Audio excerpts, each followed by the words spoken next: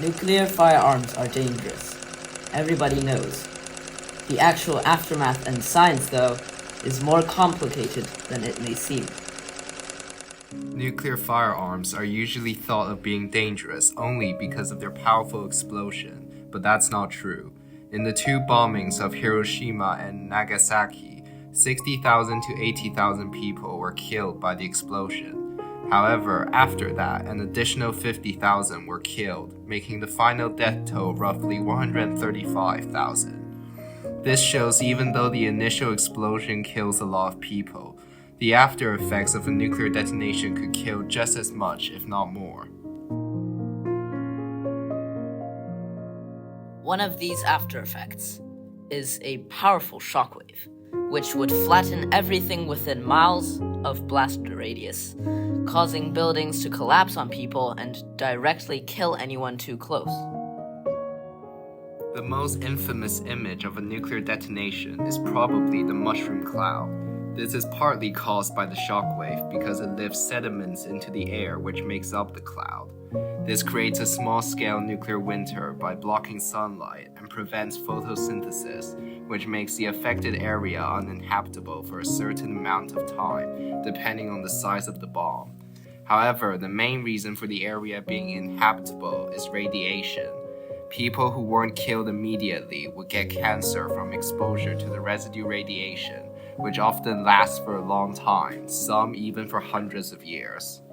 While talking about nuclear firearms, we should definitely also talk about the planes that drop them. One example is Boeing's B-29 Superfortress, which had been specially modified to accommodate the size and weight of the atomic bombs. It was the plane that made the two atomic attacks in World War II against Japan, and it was also used in the Korean War. The Superfortress was designed for high-altitude strategic bombing, but also excelled in low-altitude night incendiary bombing, and in dropping naval mines to blockade Japan. This plane was the only plane to ever drop nuclear weapons in combat.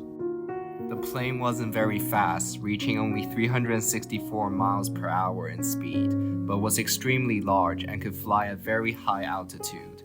The price to build this super bomber costed $3 billion, which is the equivalent of $51 billion today, far exceeding even the Manhattan Project, making the B-29 the most expensive project of World War II. Another important airplane is the one that dropped the TsarBomba, the largest nuclear weapon ever dropped by humans, the Tu-95V. It was modified to carry the weapon, which was equipped with a special parachute that would slow its fall, allowing the plane to fly a safe distance from the blast. In order to escape the blast, the plane had a maximum speed of 925 kilometers per hour, much faster than the B-29 Superfortress.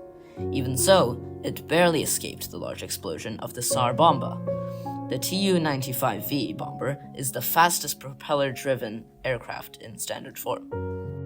A common misconception about nuclear weapons is that they directly hit the ground. Nuclear fission triggers the bomb. When a single free neutron strikes the nucleus of an atom of radioactive material like uranium or plutonium, it knocks more neutrons free, acting like a bullet. Energy is released when those neutrons split off from the nucleus, and the newly released neutrons strike other nuclei, splitting them in the same way, releasing more energy. This chain reaction spreads almost instantaneously. This effect would not work as well if the nuclear weapon hits the ground. Instead, the nuclear weapon would usually explode 100 to 1,000 meters above the ground, to allow the shockwave of the fission-driven explosion to bounce off the ground and back into itself, combining two wavefronts and creating a shockwave that is more forceful than the one resulting from a detonation at ground level. The largest and most famous nuclear weapon is the TsarBomba. The TsarBomba, also known as AN-602, had a blast radius of 58 megatons of TNT, which is 1,570 times the blast radius of the Hiroshima and Nagasaki bombs combined. It boasted 8 meters of length and was 60,000 pounds in weight. The blast at its maximum was at 8 kilometers wide, but reached nearly 10.5 kilometers in the sky, the same height of the deploying bomber. In addition, the intense heat of the bomb was capable of causing third-degree burns from 62 miles away. Shockwaves could be felt from 430 miles away, and windows of houses in Finland and Norway, which were 560 miles away, were all shattered. The large mushroom cloud could have been seen 620 miles away, or 1,000 kilometers away. The seismic magnitude of the TsarBomba, although detonating 30,000 feet above the ground, was estimated at 5 to 5.25. You can tell from all the information, nuclear weapons are destructive, powerful, yet somewhat fascinating. The perplexing science behind all the explosions is often forgotten, while the massive destruction is remembered by all and engraved into the earth. We knew the world would not be the same. Few people laughed. Few people cried. Most people were silent. I remembered the line from the Hindu scripture, the Bhagavad Gita. Vishnu is trying to persuade the prince that he should do his duty, and to impress him takes on his multi-armed form and says, "Now I am become death, the destroyer of worlds." I suppose we all thought that one way or another.